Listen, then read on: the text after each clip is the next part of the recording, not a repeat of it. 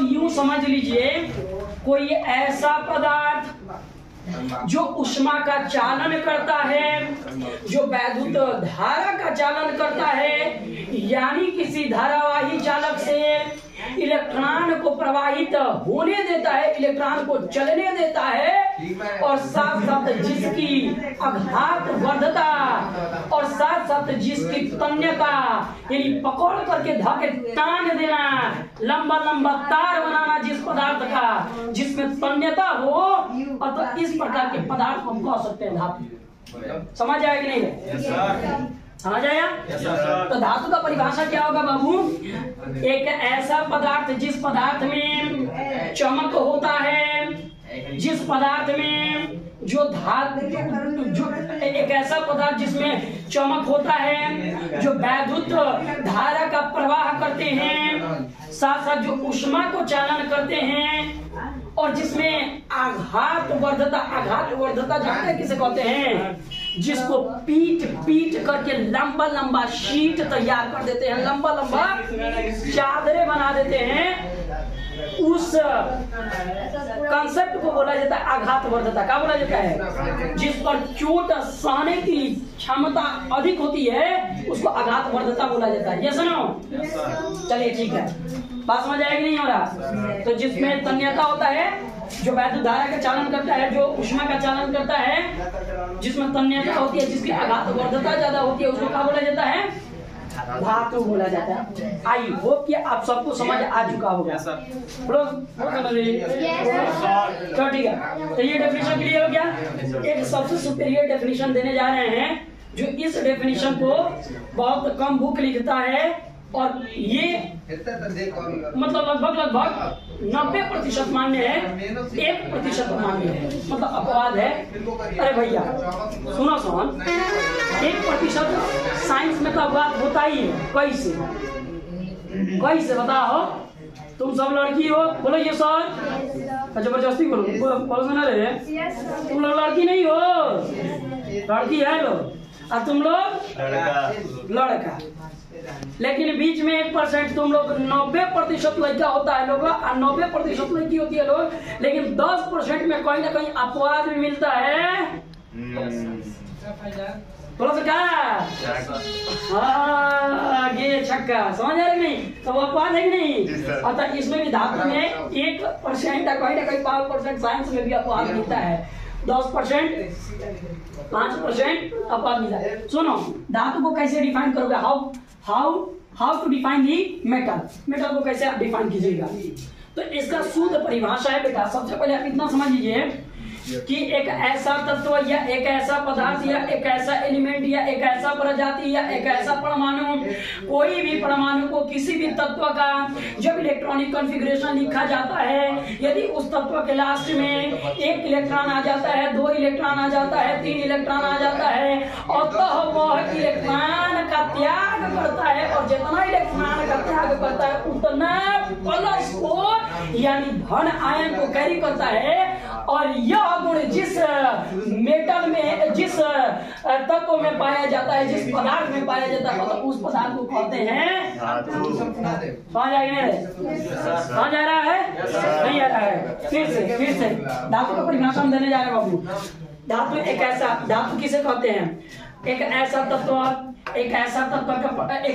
का परमाणु जिसका इलेक्ट्रॉनिक विन्यास लिखा जाता है, तो उसके बाहरी कक्षा में यानी आउटर मोस्ट सेल में 1 इलेक्ट्रॉन, 2 इलेक्ट्रॉन और 3 इलेक्ट्रॉन आते हैं, और तो उनको हम कह सकते हैं कि वो मेटल हैं, और उनकी टेंडेंसी होती है, उनकी प्रवृत्ति होती है कि वो 1 इलेक्ट्रॉन को लॉस, मतलब वो जितना उसके आउटर मोस्ट में या बाहरी कक्षा में इलेक्ट्रॉन जाते हैं उसको लॉस कर करके और उतना धन आयन को क्या करते हैं?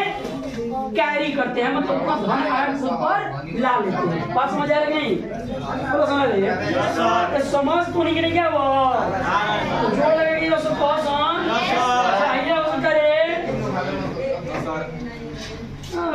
तब यार बड़ा सभी राजमा चावल वाला आसान टोटल तरकारी खा के आता है लोग।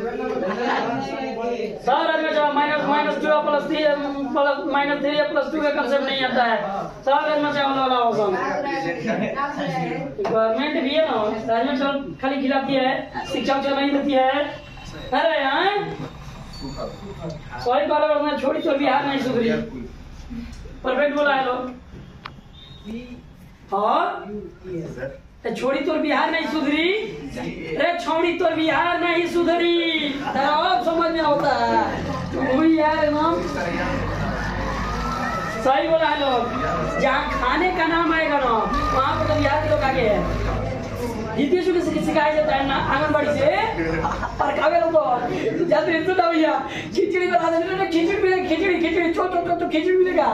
आटा बना के देता है लोग, खीर बना के देता है लोग, पूड़ी बना के देता है लोग। अगर तो पका दे तो नीतीश जी से पका दे तो बोलिए खाना खिया के पढ़ाइए सो। सुनिए क्या करता है लोग।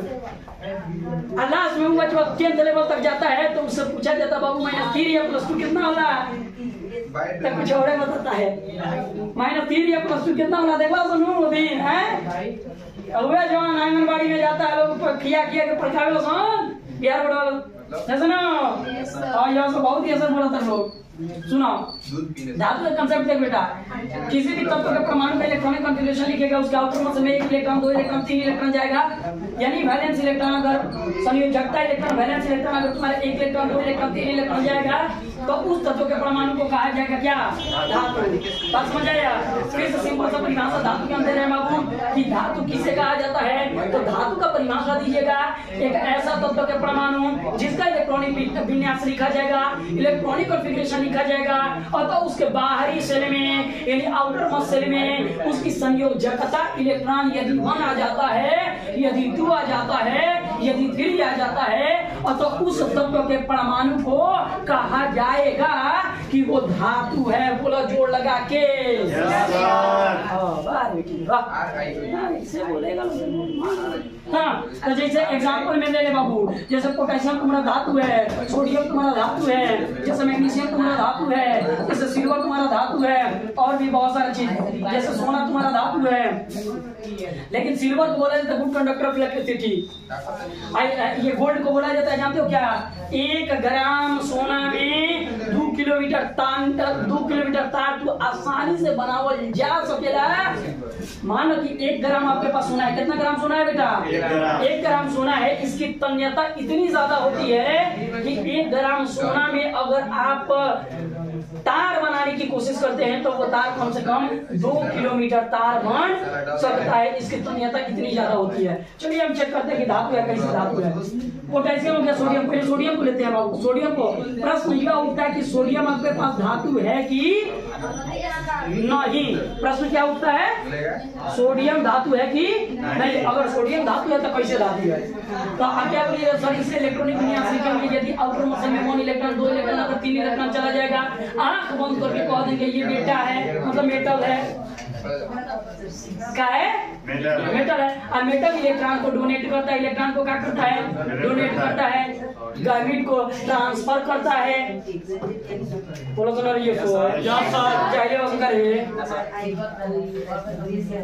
देखो 1s हो जाएगा, 2s हो जाएगा, 1s2s2p 3s हो जाएगा। बहुत है इसमें 2 इलेक्ट्रॉन 6 इलेक्ट्रॉन। इसके पास कितना इलेक्ट्रॉन की संख्या है, आप जानते हैं किसी तत्व के परमाणु के पास परमाणु संख्या के बराबर इलेक्ट्रॉन होता है बेटा। हाँ तो 11 इलेक्ट्रॉन तो 2 अच्छा 2 4 को लास्ट में कब इलेक्ट्रॉन गई एकरा के कहल जी आउटर मोशन का कहल जी बाहरी कक्षा का कहल जी बाहरी कक्षा मत बोलिए सोन कक्षा होगा तो बाहरी कक्षा कितना 3। अतः यह आवर्त संख्या भी अगर निकालेगा ना सोडियम किस आवर्त का तत्व है तो इस आवर्त संख्या आवर्त संख्या भी इसका कितना होगा 3 होगा। सुन भैया जो आपका बाहरी कक्षा होता है ये बाहरी कक्षा को बताएगा। तो जो बाहरी कक्षा होता है वही आवर्त संख्या बोला जाता है, पीरियड नंबर बोला जाता है। तो बाहरी कक्षा में कितना इलेक्ट्रॉन है, अरे कौन है, 1 है। तो वैलेंस इलेक्ट्रॉन के पास ही बोले तो बाबू संयोजकता संयोजकता इलेक्ट्रॉन कब है रे भैया? संयोजकता इलेक्ट्रॉन कब है?